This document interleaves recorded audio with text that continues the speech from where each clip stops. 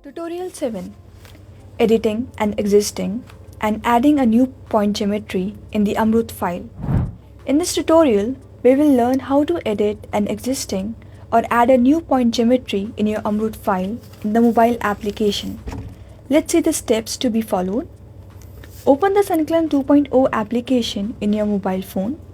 The home page of the application will be displayed with current location with the geofence boundary. Click on the database icon in the bottom navigation bar to access the list of all the imported surveys. Click on the desired survey to open it. The imported survey with all the desired geospatial layers will be displayed on your mobile application. To edit any point within the geofence, tap and hold a point geometry to select any geometry.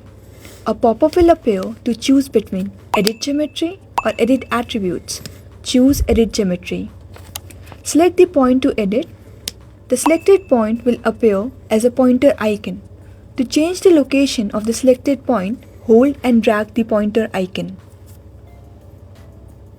If needed, undo the current operation by clicking on the undo icon in the top right menu of the home page.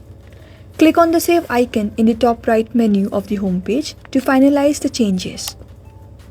Now, to add a new point to the project, click on the pen icon on the top right corner of the screen. A drop-down menu will appear with the options to add new features. Click on the pointer icon. This will open an editing submenu.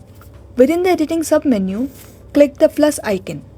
Then, tap on the desired location on the map or interface where you want to add a point. The newly added point will appear on the screen and will be highlighted in blue.